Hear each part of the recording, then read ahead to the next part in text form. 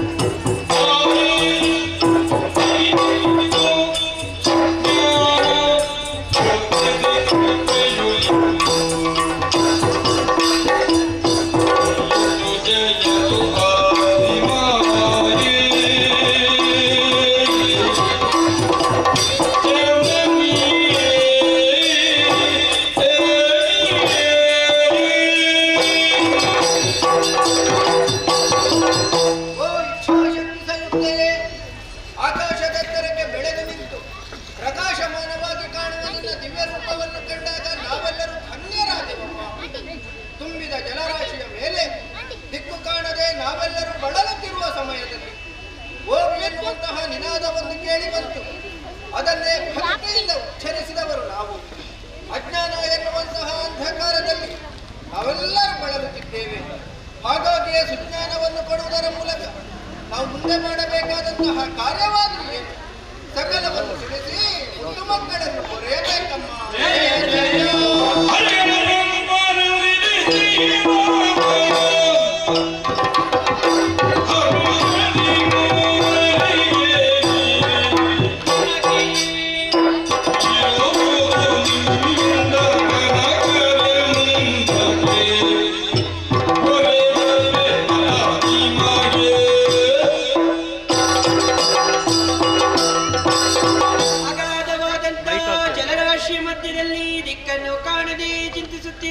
ನನ್ನ ಮುತ್ತು ಮಕ್ಕಳೇ, ಹೇಳಿರಿ, ಎದ್ದೇಳಿರಿ, ಧೈರ್ಯವನ್ನು ತಾಳಿರಿ.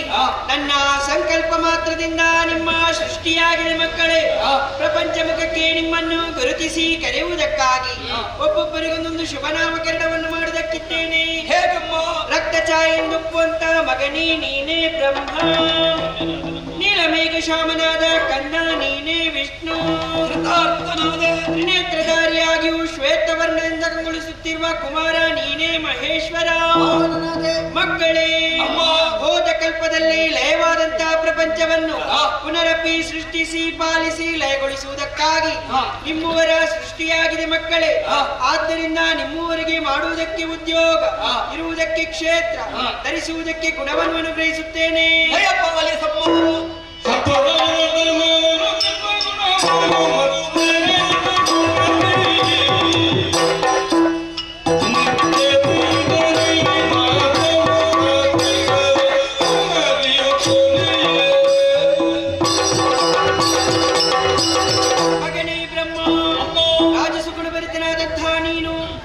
ಕಾರ್ಯವನ್ನು ಮಾಡುತ್ತಾ ಸತ್ಯಲೋಕದಲ್ಲಿ ನೆಲೆಯಾಗು.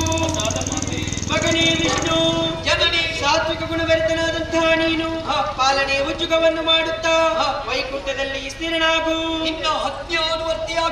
ಮಗನೇ ಈಶಾ, ತಾಮಸ ಗುಣಭರಿತನಾದಂತಹ ನೀನು ಲಯದ ಕಾರ್ಯವನ್ನು ಮಾಡುತ್ತಾ ಕೈಲಾಸದಲ್ಲಿ ನೆಲೆಯಾಗು.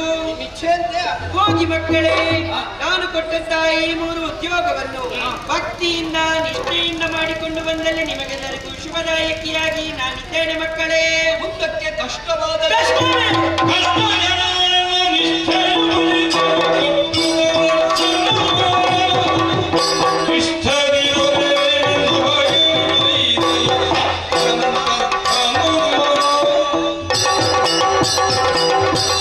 ದುಷ್ಟಶಕ್ತಿಗಳಿಂದ ಕಷ್ಟ ಬಂದಿತು ಎಂಬ ಭಯವೇ ಚಿಂತಿಸುವಂತಹ ಪ್ರಮೇಯವಿಲ್ಲ ಮಕ್ಕಳೇ. ಭಕ್ತಿಯಿಂದ ನನ್ನನ್ನು ಸ್ತುತಿಗೈದರೆ ಸಾಕು. ಪ್ರತ್ಯಕ್ಷಾಯ ಪರೋಕ್ಷವಾಗಿ ಬಂದು ನಿಮಗೊದಗಿದ ಕಷ್ಟವನ್ನು ದೂರೀಕರಿಸುತ್ತೇನೆ. ಇದು ಅದೃಶ್ಯಳಾಗುತ್ತೇನೆ, ಅದೃಶ್ಯಳಾಗುತ್ತೇನೆ,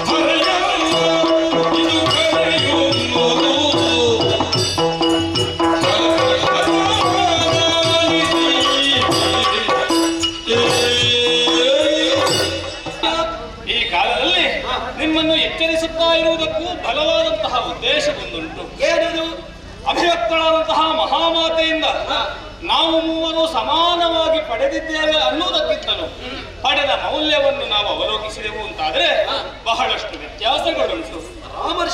ಹೌದು, ಈ ಜ್ಞಾನ ಎನ್ನುವುದು ನಿಮಗೂ ಬಂದಿದೆ ಎನ್ನುವಂತಹ ಪರಿಜ್ಞಾನದಿಂದ ನಾವು ಮುಂದುವರಿದ್ರೆ ನೀವಿರುವರು ಮುಖವನ್ನು ನೋಡುತ್ತಾ ಇದ್ದೀರಿ. ವರ್ತನೆಯ ಬದಲಾವಣೆಯೇ ಅದಕ್ಕೆ ಕಾರಣ. ನಾನು ಯೋಚಿಸಿದ್ದು ಮಾತಂತರ್ಧಾನವಾದ ತಕ್ಷಣದಲ್ಲಿ ನೀವಿರುವರು ಕೈ ಮುಗಿಯುತ್ತೀರಿ, ಬೆನ್ನು ಬಾಗಿಸ್ತೀರಿ, ಬಾಗುವ ಯಾವುದೇ ಯೋಚನೆಗಳು ನಿಮಗಿಲ್ಲ. ಆಗಬೇಕಾದ ಸ್ಥಿತಿ ಇಲ್ಲಿ ನಿರ್ಮಾಣವಾಗಲಿಲ್ಲ. ಆಗಬೇಕಾದ ಆದಿಮಾಯಿಗೆ ಕೈ ಮುಗಿದಿದ್ದೇವೆ, ಬೆನ್ನು ಬಾಗಿದ್ದೇವೆ, ಸ್ತುತಿಸಿದ್ದೇವೆ.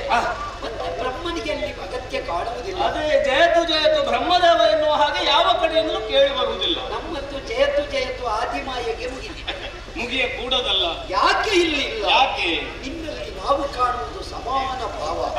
ನೀನು ಯಾರವ ಎಂಬ ಪ್ರಶ್ನೆ ಇಲ್ಲ, ನೀವು ನಮ್ಮವ ಎನ್ನುವ ಅಭಿಮಾನ ಉಂಟು. ಆದ್ದರಿಂದ ನಿನ್ನಲ್ಲಿ ನಮಗೆ ಸಲುಗೆಯೇ ವಿನಃ ಅಭಿಮಾನವೇ ವಿನಃ ಎಲ್ಲ ಎಂದು ಗಮನಿಸುವುದಕ್ಕೆ ಸಾಧ್ಯ. ಹರಿಯೇ, ಒಬ್ಬಳಾಗಿ ತಾಯಿಗೆ ಹಲವು ಮಂದಿ ಮಕ್ಕಳಿರುವಾಗ ಅವರೊಳಗಿನ ತಾರತಮ್ಯವನ್ನೆಲ್ಲ ಎತ್ತಿ ತೋರಿಸುವುದಕ್ಕಾಗುವುದಿಲ್ಲ. ಇಲ್ಲ, ಮಾತೃವತ ಭಾವವೇ ಹಾಗೆ. ನಿಜ. ಮಾತಿಗೆ ಮೇಲ್ನೋಟಕ್ಕೆ ಮೂವರು ಸಮಾನರು, ಸತ್ಯ. ಆದರೆ ಯಾರು ಹಿರಿಯವ, ಯಾವರಿಗೆ ಹೆಚ್ಚು ಕೊಟ್ಟಿದ್ದೇನೆ ಎನ್ನುವುದು ಮಾತಿಗೆ ಸ್ಪಷ್ಟವಾಗಿ ಗೊತ್ತಿದೆ. ಮಾತೆಯ ಸಮಕ್ಷದಲ್ಲಿ ನೀನೊಂದು ಅರಿಕೆಯನ್ನು ಮುಂದಿಟ್ಟೆಯಾ?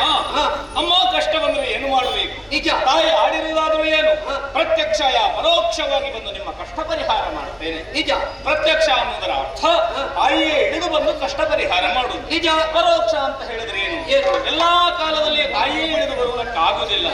ಆ ಸಮಯದಲ್ಲಿ ನಮ್ಮ ಮೂವರಲ್ಲಿ ಒಬ್ಬರನ್ನು ಆ ಕಾರ್ಯಕ್ಕೆ ನಿಯೋಜಿಸುವುದರ ಮೂಲಕವಾಗಿ ಕಷ್ಟ ಪರಿಹಾರ.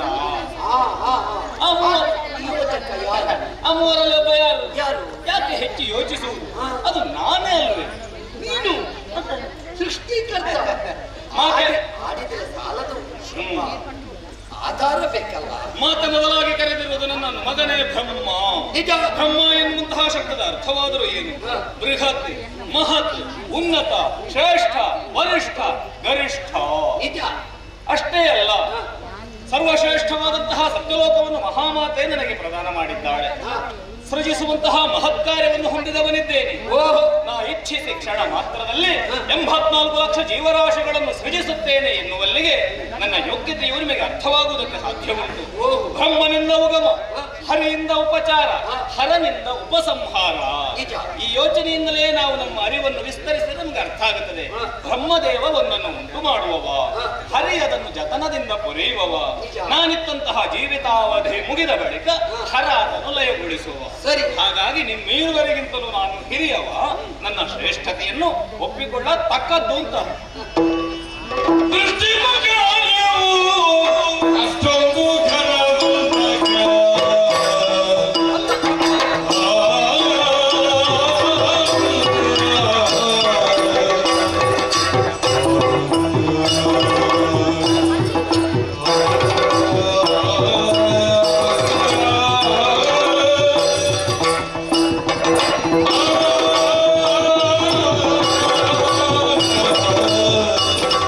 Oh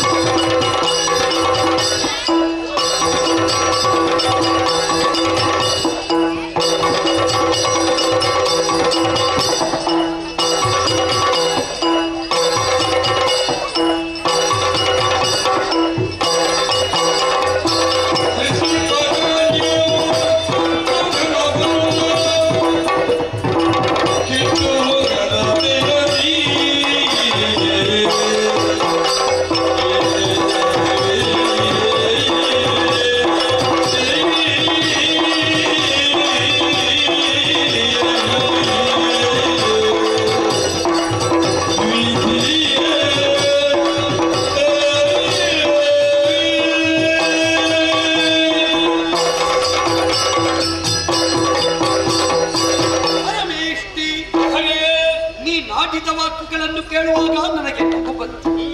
ಕಾರಣ ಏನು ಬಲ್ಲೆಯ? ಪ್ರತ್ಯಕ್ಷವಾದ ಪರಾತ್ಪರ ಶಕ್ತಿಯ ಅಂಬೋಣವಾದರೂ ಏನು, ಸುವ್ಯವಸ್ಥಿತವಾದ ಪ್ರಪಂಚವೊಂದರ ನಿರ್ಮಾಣದ ನಿರ್ಮಾತೃಗಳು ನೀವಾಗಬೇಕು ಮಕ್ಕಳೇ ಎಂಬ ಹಾಗೆ ಮಾತೆಯ ಮಾತನ್ನು ಅವತರಿಸಿಕೊಂಡು ಕರ್ಮನಿರತನಾಗಬೇಕಾದ ಬ್ರಹ್ಮ ಸಿಕ್ಕಿದ ವಿಷಯಗಳನ್ನೇ ವಿಶ್ಲೇಷಿಸುತ್ತಾ ನಾ ಘನ ಅಧಿಕ ಅಂತಾಡುವುದಕ್ಕೆ ಹೊರಟಿದ್ದ. ಸ್ವೀಕರಿಸುವಲ್ಲಿ ನಮಗೂ ಕೆಲವೊಂದು ತಡೆ ಉಂಟಾಗುತ್ತದೆ ಬ್ರಹ್ಮ. ಒಬ್ಬನ ನಾಯಕತ್ವವನ್ನು ನಾವು ಒಪ್ಪಿಕೊಳ್ಳಬೇಕು ಅಂತಿದ್ರೆ ಅವನನ್ನು ಪರಿಪೂರ್ಣವಾಗಿ ಅರ್ಥ ಮಾಡಿಕೊಳ್ಳಬೇಕು. ಆದಿಮಾಯ ಪ್ರತ್ಯಕ್ಷಳಾಗುವುದಕ್ಕೆ ಮುಂಚೆ ನಿನ್ನನ್ನು ನಾನು ಪ್ರಶ್ನಿಸಿದವ ನೀನ್ಯಾರು, ನೀನು ನನ್ನಲ್ಲಿ ಕೇಳಿದ್ದು ನಾನ್ಯಾರು, ಅವನ ಪ್ರಶ್ನೆಯೂ ಅದೇ. ನಮ್ಮ ಅರಿವೇ ನಮಗೆ ಇಲ್ಲದೆ ಇದ್ದ ವೇಳೆಯಲ್ಲಿ ಕೇಳಿದ ಓಂಕಾರವನ್ನು ಸಂಸ್ತುತಿಸಿದಾಗ ಓಂಕಾರವೇ ಸಾಕಾರವನ್ನು ಸರ್ವೇಶ್ವರಿ ಪ್ರತ್ಯಕ್ಷನಾಗಿ ಸಕಲವನ್ನು ಇತ್ತವಳಿದ್ದಾಳೆ. ಮಾತೆಯಿಂದ ಪ್ರದತ್ತವಾದ ಸಮಸ್ತವನ್ನು ಪಡೆಕೊಂಡ ನಾವು ನಮ್ಮ ಕ್ಷೇತ್ರದಲ್ಲಿ ನಮ್ಮ ಹಿರಿತನವನ್ನು ಕಾಣಿಸಬೇಕಿತ್ತು. ನಮ್ಮ ಕಾಯಕದಲ್ಲಿ ನಮ್ಮ ಮೇಲ್ಮೆಯನ್ನು ಮೆರೆಸಬೇಕಿತ್ತು. ನೀ ಅದು ಮಾಡಲಿಕ್ಕೆ ಹೋಗಲಿಲ್ಲ. ಸತ್ಯಲೋಕಕ್ಕೆ ಮಾತ್ರ ಯಾಜಮಾನ್ಯ ಅಲ್ಲ, ವೈಕುಂಠಕ್ಕೂ ನಿನ್ನ ಯಾಜಮಾನ್ಯದ ವಿಸ್ತರಣೆ ಮಾಡುವುದಕ್ಕೆ ಹೊರಟಿದ್ದಿ. ಒಪ್ಪಿದ್ರೆ ಮುಂದೆ ಕೈಲಾಸಕ್ಕೂ ಅದು ಹೋಗುತ್ತದೆ. ಆದ್ದರಿಂದ ಈ ಒಪ್ಪುವುದಕ್ಕೆ ತಡೆಯಲು ಬಲ್ಲೆಯ? ನಿನಗೆ ಹೇಗೆ ಬ್ರಹ್ಮ ಎನ್ನುವ ಅರ್ಥಪೂರ್ಣವಾದ ನಾಮವನ್ನಿರಿಸಿದ್ದಾಳು, ನನಗೂ ವಿಷ್ಣು ಎನ್ನುವ ಸಾರ್ಥಕ ಹೆಸರನ್ನಿರಿಸಿದ್ದಾಳೆ. ವಿಷ್ಣು ಅಂದರೆ ಸರ್ವವ್ಯಾಪಕ ಮಾತ್ರವಲ್ಲ, ಚೈತನ್ಯ ಎನ್ನುವುದೇ ತಾತ್ಪರ್ಯ. ನಿನ್ನ ಆರಂಭಿಕ ಸೃಷ್ಟಿ ಪ್ರಾಣಮಯದಿಂದ ತೊಡಗುತ್ತದೆ. ಮುಂದೆ ಅನ್ನಮಯ, ಜ್ಞಾನಮಯ, ವಿಜ್ಞಾನಮಯ, ಮನೋಮಯ ಕೋಶಗಳಿಂದ ವಿವರ್ತನೆಯನ್ನು ಹೊಂದಿ ಆನಂದಮಯದತ್ತ ಸಾಗಬೇಕು. ಅಷ್ಟಾಗಬೇಕಿದ್ರೆ ಏನಾಗಬೇಕು? ಕಾಲ ಕಾಲಕ್ಕೆ ಬೇಕು ಬೇಕಾದ್ದನ್ನು ಕೊಟ್ಟು ಪಾಲಿಸುವ ಕರ್ತಾರನೋರ್ವಲ್ಲಿ ಬೇಕು. ಇಲ್ಲಿ ಕೊಡುವವನ, ಸೃಜಿಸುವವನೇ, ಲಯಗೊಳಿಸುವವ ಅನ್ನುವುದರ ಅರ್ಥ ಏನು? ಇದು ಒಂದು ರೀತಿಯ ಚಕ್ರದಂತೆ ತಿರುಗುತ್ತಾ ಇರ್ತದೆ. ಸೃಷ್ಟಿ, ಸ್ಥಿತಿ, ಲಯ, ಲಯ ಪಾಲನೆ, ಸೃಷ್ಟಿ. ಯಾಕಂದ್ರೆ ನಿನ್ನ ಸೃಷ್ಟಿಯ ವೃದ್ಧಿ ನನ್ನ ಪಾಲನೆಯಲ್ಲಾಗುತ್ತದೆ, ನನ್ನ ಪಾಲನೆಯ ಸಮಾಪ್ತಿ ಅವನ ಲಯದೊಳಗಾಗುತ್ತದೆ. ಮುಂದೆ ಪುನಃ ಸೃಷ್ಟಿಗೆ ನಿನಗೆ ವೇದಿಕೆ ರಚಿಸಲ್ಪಡ್ತದೆ. ಹಾಗಾಗಿ ಹೇಳ್ತಾ ಇದ್ದೇನೆ, ಹೆಚ್ಚೆಂಬ ಕೆಚ್ಚಿನ ವಾಕ್ಯವನ್ನು ಬದಿಗಿಡು, ಬಿಚ್ಚು ಮನದಿಂದ ಹೇಳ್ತೇನೆ. ನಮ್ಮಲ್ಲಿ ಯಾಕೆ ಭೇದ? ಮೋದದಿಂದ ನೀ ಸೃಷ್ಟಿ ಮಾಡು, ನಾನು ಪಾಲನೆ ಮಾಡ್ತೇನೆ, ಅವ ಲಯಗೊಳಿಸ್ತಾನೆ. ಸಮಾನರಾಗಿ ಮುಂದುವರಿಯೋಣ ಬ್ರಹ್ಮ. ಹರೇ, ಶಬ್ದ ಪ್ರಪಂಚದ ಆದಿಯಾದ ಓಂ ಎನ್ನುವಂತಹ ನಿನಾದವನ್ನೇ ನಾವು ಸಂಸ್ತುತಿಸಿದಂತಹ ಕಾಲದಲ್ಲಿ ಕಾಣಸಿಕ್ಕಿದವಳು ಮಹಾಮಾತೆ. ನಿಜ. ಮಾತೆ ಯಾವತ್ತೂ ಮುಂದು, ನಾ ಹಿಂದು, ನಿಜ. ನೀ ಹಿಂದು, ಅವನೂ ಹಿಂದು. ಮಾತೆಯ ಹಿಂದು ನಾವು. ನಾ ಹೇಳುವುದು ಇನ್ನಾದರೂ ನಾವು ಆಗಬೇಕು ಒಂದು. ನಾನು ಒಪ್ಪಿಕೊಳ್ಳುತ್ತೇನೆ. ಹರಿಯೇ, ಸೃಷ್ಟಿಪ ಘನತರವಾದಂತಹ ಉಜ್ಜುಗವನ್ನು ಹೊಂದಿದವ ನಾನು. ನನ್ನ ಸೃಷ್ಟಿಯ ಒಳಗಿರುವುದೆಲ್ಲವೂ ಕೂಡ ನಿನ್ನ ಪಾಲನೆಗೆ ಪೂರಕವಾಗುಂಟು ಎನ್ನುವಂತಹ ನೆಲೆಯಲ್ಲಿ ನಾ ವಿಶ್ಲೇಷಿಸ ಹೊರಟೆ. ನೀನದನ್ನು ಒಪ್ಪಿಕೊಳ್ಳುತ್ತಾ ಇಲ್ಲ ಎಂದಾದ ಬಳಿಕ ನಾವು ಬಳಸಿಕೊಳ್ಳಬೇಕಾದದ್ದು ಯಾರನ್ನು? ಜ್ಞಾನೇಶ್ವರನಾದ ಪರಮೇಶ್ವರನನ್ನು. ಹಿಂದೂ ಇದ್ದವ ಈಗ ಮುಂದುವರಬೇಕು. ನೋಡೋಣ.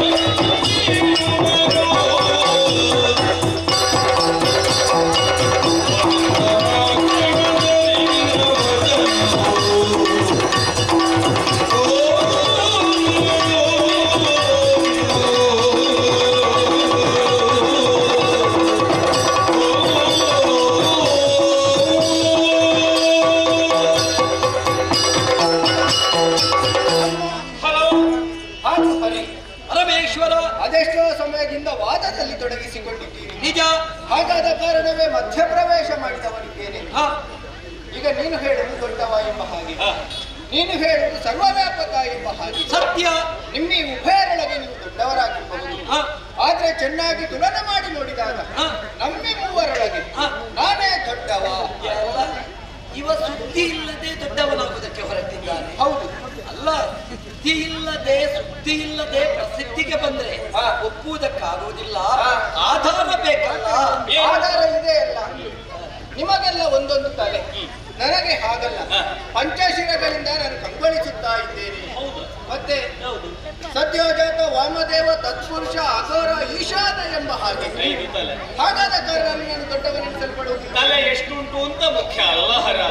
ಸರಿ ಇದ್ರೆ ಒಂದು ತಲೆ ಸಾಕಾಗುವುದಿಲ್ವೋ? ತಲೆ ಎಷ್ಟುಂಟು ಎನ್ನುವುದಕ್ಕಿಂತಲೂ ಇದ್ದ ತಲೆ ಹೇಗುಂಟು ಎನ್ನುವುದು ಮುಖ್ಯ. ಮನಸ್ಸು ಮಾಡಿದ್ರೆ ಸರಿ ಇದ್ದ ಒಂದು ತಲೆ ಕೋಟಿ ಕೋಟಿ ತಲೆಗೆ ಮೇಲೆ ಕೆಳಗೆ ಆಗುವ ಹಾಗೆ ಮಾಡುತ್ತದೆ. 1000 ತಲೆಗಳು ಒಟ್ಟಾದರೂ ಸರಿ ಇದ್ದ ತಲೆಯನ್ನು ಏನು ಮಾಡಲಿಕ್ಕೆ ಆಗುವುದಿಲ್ಲ. ಆದ್ದರಿಂದ ತಲೆ ಪ್ರಧಾನವೇ ವಿನಃ ಎಷ್ಟುಂಟು ಎನ್ನುವುದು ಪ್ರಧಾನವೇ ಅಲ್ಲ. ಆದ್ರೆ ಇದು ಹಾಗಲ್ಲ. ಮಹಾಮಾಯೆಯಾದಂತಹ ಆದಿಮಾಯ ಕರುಣಿಸಿದಂತಹ ಪಂಚಶಿರಗಳು ಆಕೆ ಕೊಟ್ಟಂತಹ ಕರ್ತವ್ಯವನ್ನು ಏಕಕಾಲದಲ್ಲಿ ಯೋಚಿಸಿ ಕಾರ್ಯಪ್ರವೃತ್ತನಾಗುವುದಕ್ಕೆ ಸಹಕಾರಿಯಾಗ್ತದೆ. ಸರಿ, ಆ ಬಳಿಕ ಯೋಚನೆ ಮಾಡಿ ಅಂತೀನಿ. ನಿಮಗೆಲ್ಲ 2 ಕಣ್ಣು, ನನಗೆ ಹಾಗಲ್ಲ. 3 ಕಣ್ಣುಗಳನ್ನು ನಾನು ಹೊಂದಿದ್ದೇನೆ. ಮುಕ್ಕಣ್ಣ. ಹೌದು. 5 ಮುಖ. ಹಾಗಾದ್ರೆ ಒಟ್ಟು ಕಣ್ಣು ಲೆಕ್ಕ ಮಾಡಿ ನಿಮಗೆ ಬೇರೆಲ್ಲ ಗೊತ್ತಾಗ್ತದೆ, ಅದನ್ನು ಲೆಕ್ಕ ಮಾಡೋದಕ್ಕಾಗಲ್ಲ. ಅದನ್ನು ಒಟ್ಟು ಹೇಳಬೇಕಲ್ಲ ನೀನು. ಪಂಚಶಿರ ಲೆಕ್ಕಕ್ಕೆ ಇರುವ, ಲೆಕ್ಕ ಮಾಡಿ ಕೊಡುವುದಕ್ಕೆ ಇರುವ. ಆದ್ರೆ ನಾವೆಲ್ಲ ಪಕ್ಕ ಯೋಚನೆ ಮಾಡಬೇಕಾಗುತ್ತದೆ. ಏನು? ಕಣ್ಣು 3 ಇದ್ರೆ ಸಾಲದು. ಇತ್ತ 3ನೆಯ ಕಣ್ಣನ್ನು ನೀವು ಮುಚ್ಚಿಕೊಂಡೇ ಇರುವುದಲ್ಲೋ. ಯಾರಾದ್ರೂ ಆಗಬಹುದು. ಈ ಕಣ್ಣು ಮುಚ್ಚಿ ಆಲೋಚಿಸುವ ನಾಯಕರಷ್ಟು ಅಪಾಯ ಯಾರೂ ಇಲ್ಲ. ಯಾರನ್ನು ಕಣ್ಣು ಮುಚ್ಚಿಸುತ್ತಲೇ ಯೋಚನೆ ಮಾಡಿ. ಆದ್ರೆ ಇದು ಹಾಗಲ್ಲ. ಲೋಕಮುಖಕ್ಕೆ ಕಣ್ಣು ಮುಚ್ಚಿಕೊಂಡಿರಬಹುದು. ಒಂದು ವೇಳೆ ಕುಪಿತನಾಗಿ ತೆರೆದೇ ಎಂದಾದ್ರೆ ಆದ್ರೆ ಸಕಲವನ್ನು ಸುಡುವಂತಹ ಸಾಮರ್ಥ್ಯವನ್ನು ನಾನು ಹೊಂದಿದ್ದೇನೆ. ಕೇವಲ ಈಶಾ ಎನ್ನುವಂತಹ ಪದದ ಅರ್ಥವನ್ನೇ ಯೋಚಿಸಿ ಯಜಮಾನ ಎಂಬ ಹಾಗೆ ಬರ್ತದೆ. ನಿಜ. ಹಾಗೆಂದು ನಿಮಗೆ ಯಜಮಾನನಾಗುವುದಕ್ಕೆ ಹೊರಟವ ನಾನಲ್ಲ. ಮಹಾಮಾತೆ ಕೊಟ್ಟಂತಹ ಕರ್ತವ್ಯವನ್ನು 3 ಮೂರ್ತಿಗಳಾದಂತಹ ನಾವು ಒಟ್ಟು ಸೇರಿ ಮುಂದುವರಿಸಬೇಕಾದದ್ದೇ ನಮ್ಮ ಕರ್ತವ್ಯ ಅಲ್ವೇ? ಶಬ್ದಾರ್ಥದಿಂದ ಯಜಮಾನರಾದವರೆಲ್ಲ ದೊಡ್ಡವರಲ್ಲ. ಕೆಲವರದ್ದು ಅರಾಜಕತೆ ಹೇಳಿ ಪ್ರಯೋಜನ. ಹೌದಾ? ನಿನ್ನದಾದಂತಹ ಸೃಷ್ಟಿ, ನನ್ನದಾದಂತಹ ಲಯ, ಕೆಲವೇ ಸಮಯಗಳು ಅದಕ್ಕೆ ಸಾಕಾಗ್ತದೆ. ಆದರೆ ಪಾಲನೆ ಎನ್ನುವುದು ಹಾಗಲ್ಲ. ದೀರ್ಘವಾದಂತಹ ಸಮಯ ಅದಕ್ಕೆ ಬೇಕಾಗ್ತದೆ. ನಿಜ. ಹಾಗಾದ ಕಾರಣವೇ ಹರಿಹರರಾದಂತಹ ನಮ್ಮಲ್ಲಿ ಭೇದ ಇಲ್ಲ ಎನ್ನುವುದನ್ನು ಲೋಕಮುಖಕ್ಕೆ ತೋರಿಸುವುದಕ್ಕಾಗಿ ನಿನ್ನನ್ನೇ ಸೇರಬೇಕೆನ್ನುವ ಮನವಾಗಿದೆ. ಅವಕಾಶ ಮಾಡಿಕೊಡಬೇಕು. ಹರಿಹರರಲ್ಲಿ ಭೇದ ಇಲ್ಲ. ಇದು ಪ್ರಪಂಚಕ್ಕೆ ಪಾಠ. ಬ್ರಹ್ಮನಿಗೂ ಪಾಠವಾಗಿ ನಮ್ಮ ಕೂಟಕ್ಕೆ ಬರ್ತಾನಿಂತಾದ್ರೆ ಅವಕಾಶ ಕೊಡೋಣ. ಹೀಗೆ ಬಾ.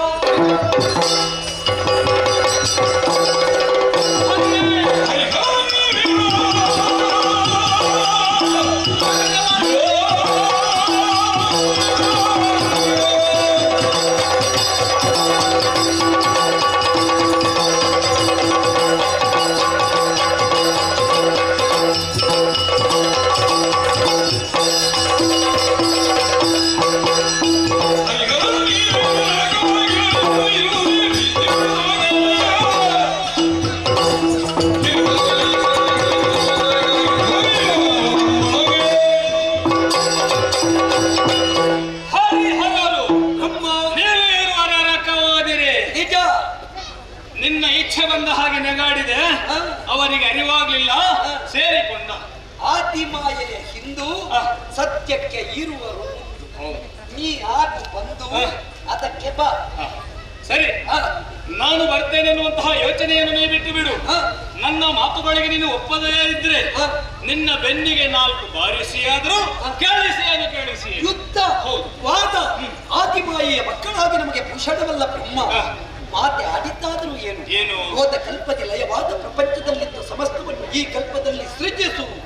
ಹಾಗಿದ್ರೆ ಅಂಶಭೂತವಾದದ್ದು ನಿನ್ನ ಉದರದಲ್ಲಿ ಉಂಟು ಎನ್ನುವುದು ಸ್ಪಷ್ಟ. ನಿನ್ನಲ್ಲಿ ಒಪ್ಪನಲ್ಲೇ ಇರುವುದಾ? ನಮ್ಮ ಕ್ಷೇತ್ರಕ್ಕೂ ಒಮ್ಮೆ ಬಾ. ನಿನ್ನ ಕ್ಷೇತ್ರ ಹೇಗೆ, ನನ್ನ ಕ್ಷೇತ್ರ ಹೇಗೆ, ನನ್ನ ಅವಲೋಕನ ಮಾಡೋಣ. ಸರಿ, ಆವಾಗ ನಮ್ಮನ್ನು ನಾವು ಗುರುತಿಸುವುದಕ್ಕೆ ಸಾಧ್ಯ. ನಿನ್ನ ಕ್ಷೇತ್ರವನ್ನು ನಾಶೋಧನೆ ಮಾಡ್ತೇನೆ. ಹೆಚ್ಚು ಇದ್ದವ ದೊಡ್ಡವ. ಹರಿ, ಸರಿಯಾದ ನಿರೂಪ ನಿನ್ನದು. ಉದರ ಶೋಧನೆಗೆ ನಾನು ಒಪ್ಪಿಕೊಂಡಿದ್ದೇನೆ. ಶೋಧಿಸಿ. ಒಳ ಹೋಗುವುದಕ್ಕೆ ದಾರಿ ಬಾಯಿ ತೆರೆದಿದ್ದೇನೆ. ನನ್ನನ್ನು ಬಂದಿದ್ದೇನೆ. ಒಳ ಪ್ರವೇಶ ಮಾಡಿದಂತಹ ಇವ ಮತ್ತೆ ಯಾವ ಕಾರಣಕ್ಕೂ ಹೊರಬರಕೂಡದು. ಅದಕ್ಕೆ ಬೇಕಾಗಿ ನನ್ನಲ್ಲಿರುವಂತಹ ನವದ್ವಾರಗಳನ್ನು ಬಂಧಿಸಿ. ಬೇಡ, ಇವ ನನಗಿಂತ ಕನಿಷ್ಠ ಅನ್ನುವುದನ್ನು ನನ್ನಿಂದ ಸೃಜಿಸಲ್ಪಡುವ ಜೀವರಾಶಿಗಳು ತಿಳಿಬೇಕು ಅಂತ ಆದ್ರೆ ಇವ ಹೊರ ಬರುವುದಕ್ಕೆ ಇರುವಂತಹ ಹಾದಿ ಒಂದೇ ಒಂದು, ಅದೇ ಅಧೋದ್ವಾರ. ಅದನ್ನು ತೆರೆದಿಡ್ತೇನೆ ನೋಡು.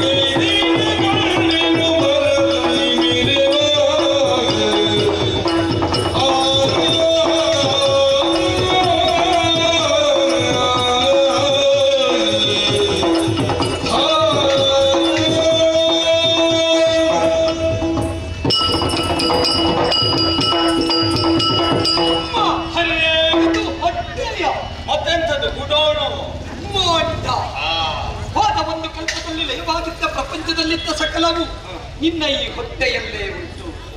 ಇರಲಿಕ್ಕೆ ಹೊಟ್ಟೆ, ಇಲ್ಲಿ ಒಂದು ತಲೆ ಎತ್ತುವುದಿಲ್ಲ. ಯಾಕೆ ಹಾಗೆ ಹುಡುಕುತ್ತಾ ಮುಂದೆ ಸಾಗಿದೆ? ಹೋದ ಕಲ್ಪದ ಒಬ್ಬ ಬ್ರಹ್ಮ.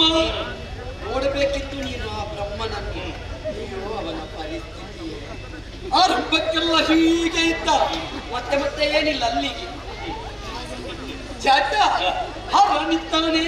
ವಾದದಿ ಫಲ ಇಲ್ಲ, ಅವನದ್ದು ಸುದ್ದಿಯೇ ಇಲ್ಲ. ನಾವಿರುವುದು ಬೇಡವೇ? ನಾ ಇಲ್ಲವಲ್ಲ. ಭೂತ ಕಲ್ಪದ ಬ್ರಹ್ಮನಿದ್ದಾನೆ, ಹರನಿದ್ದಾನೆ, ಹರಿ ಏಕಿಲ್ಲ. ಹುಡುಕುವುದಕ್ಕೆ ಮತ್ತೆ ಭಾಗದಲ್ಲಿ ನಿಂತು ಸುತ್ತಲೂ ಶಿಕ್ಷಿಸಿದೆ. ಬಂಗಾರಮಯವಾಗಿಯೇ ಗೋಚರಿಸುತ್ತಾ ಉಂಟು. ಏನು ನಿನ್ನ ಕ್ಷೇತ್ರದಲ್ಲಿ ಬಂಗಾರ? ಹೌದಪ್ಪ, ನಿಜವಾಗಿಯೂ ನೀನು ಬಂಗಾರಕ್ಕೆ ಅಪ್ಪ.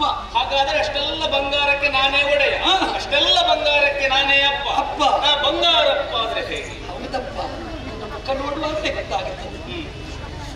ಸುಖದಾಯಕವಾದದ್ದನ್ನು ಕೊಡಬಲ್ಲೆ, ಆದರೆ ಅಷ್ಟಕ್ಕೆ ಮುಗಿಯಲಿಲ್ಲ.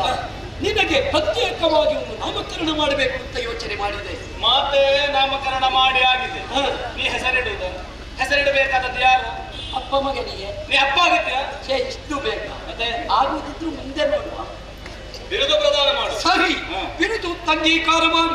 ಹಿರಣ್ಯಮಯವಾಗಿರುವ ಕಾರಣ ನಿನ್ನ ಉದರ ಇನ್ನು ಮುಂದಕ್ಕೆ ನೀನು ಹಿರಣ್ಯ ಗರ್ಭ. ಸಂತೋಷದಿಂದಲೇ ಸ್ವೀಕಾರ ಮಾಡಿದ್ದೆ. ಸರಿ, ಸ್ವಾಭಿಮಾನಕ್ಕೆ ಮತ್ತೊಂದು ಹೆಸರೇನಿದ್ರು ಕೂಡ ಅದು ಬ್ರಹ್ಮದೇವರು. ಪಡೆದುಕೊಂಡಷ್ಟಕ್ಕೆ ಒಂದಷ್ಟನ್ನು ಸೇರಿಸಿಕೊಡ್ತೇನೆ. ಅಲ್ಲ ಹರಿ, ನೀ ಬಂದದ್ದು, ನೀ ಬಿಟ್ಟದ್ದು ಅಧೋದ್ವಾರ. ಅದು ಆ ದ್ವಾರದಿಂದಲೇ ಯಾಕೆ ಬಂದೆ ಬೆಲೆ? ಯಾಕೆ? ಪ್ರಧಾನವಾದ ದ್ವಾರಗಳನ್ನೆಲ್ಲ ಮುಚ್ಚಿ ಅದು ಸಾಮಾನ್ಯ ಅಂತ ನೀ ಭಾವಿಸಿದೆ. ನಾಯಕರಾಗುವುದು ಸರಿ ಇದ್ದ ಮಾರ್ಗದಲ್ಲಿ ಬಂದಲ್ಲ ಬ್ರಹ್ಮ. ಯಾವ ನಾಯಕರು ಸರಿ ಇಲ್ಲದ ಮಾರ್ಗದಲ್ಲಿ ಬಂದು ಆ ಮಾರ್ಗವನ್ನು ಸರಿಯಾಗಿಸ್ತಾರೋ ಅವರೇ ನಿಜವಾದ ಶ್ರೇಷ್ಠ ನಾಯಕರು. ಆ ನಿಟ್ಟಿನಿಂದಲೇ ನಿನ್ನ ಅಧೋದ್ವಾರದಿಂದ ಹೊರಬಂದೆ. ಅದಕ್ಕೊಂದು ಶುಭ ರೂಪುರೇಷ ಕೊಟ್ಟೆ. ಬ್ರಹ್ಮ ಯಾವ ದ್ವಾರ ಬಿಟ್ಟನದು ಬ್ರಹ್ಮದ್ವಾರ. ಬ್ರಹ್ಮದ್ವಾರ ನಿನಗೆ ದೊಡ್ಡ ದ್ವಾರವೇ ಅದು. ಹೌದಪ್ಪ. ಆ ದ್ವಾರದಿಂದ ಬಂದ ಕಾರಣ ನಿನಗೆ ಹೆಸರು. ಇನ್ನು ಮುಂದಕ್ಕೆ ನೀನು ಅಧೋಕ್ಷಯ. ಸ್ವೀಕರಿಸಿದ್ದೇನೆ. ಹಾಕಿ ಶೋಧನೆ ಅಲ್ವಾ? ಒಂದು ದಾರಿ ತೋರಿಸು. ಬಿಟ್ಟೆ ಬಾಯಿ. ಪ್ರಮತ್ತನಾಗಿದ್ದಾನೆ ಬ್ರಹ್ಮ. ಮತ ವಂಚಿತನಾಗಬೇಕು ಅಂತಿದ್ದರೆ ಇರುವುದೊಂದೇ ಉಪಾಯ, 9 ದ್ವಾರಗಳ ಬಂಧನ. ಹರಿಯಿಂದ ಸಾಧ್ಯವೇ? ಸಾಧ್ಯ. ನಾನೇ ಪರಮಾತ್ಮ, ಪರಂ ತತ್ವ, ಪರಂ ಜ್ಯೋತಿ, ಪರಂ ಧಾಮ, ಪರಾತ್ಪರ ಮೂರ್ತಿ ಎನ್ನುವುದನ್ನು ವಿಧಾತನ ಸ್ಮೃತಿ ಪಟಲಕ್ಕೆ ವೇದ್ಯಗೊಳಿಸುವುದಕ್ಕೆ ಬೇಕಾಗಿ ನವದ್ವಾರಗಳನ್ನು ಮುಚ್ಚಿ ಸುಮ್ಮನಿರ್ತಾರೆ.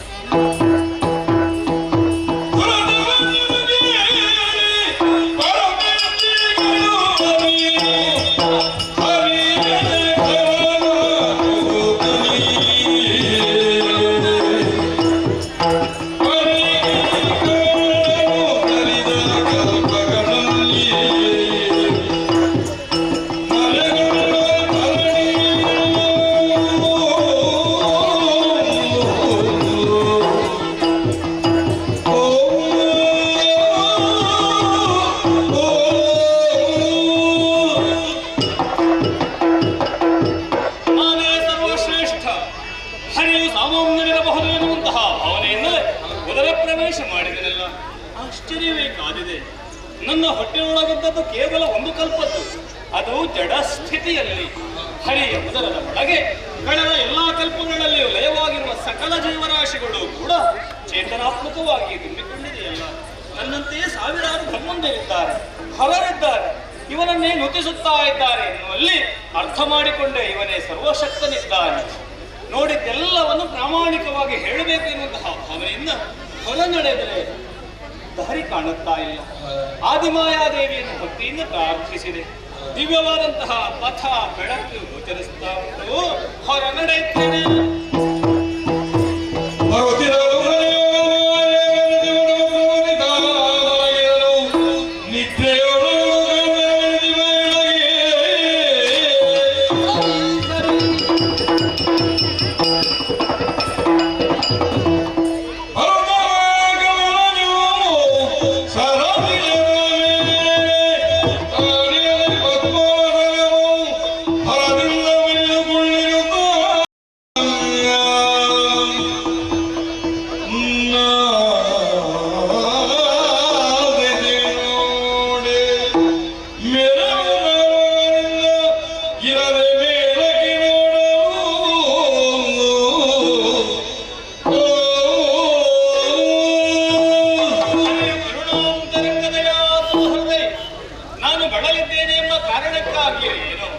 ತನ್ನ ನಾಭೀಮೂಲದಿಂದ ಹೊರಟಂತಹ ತಾವರೆಯನ್ನೇ ನನಗೆ ಆಸನವನ್ನಾಗಿ ಒದಗಿಸಿದ್ದಾನಲ್ಲ.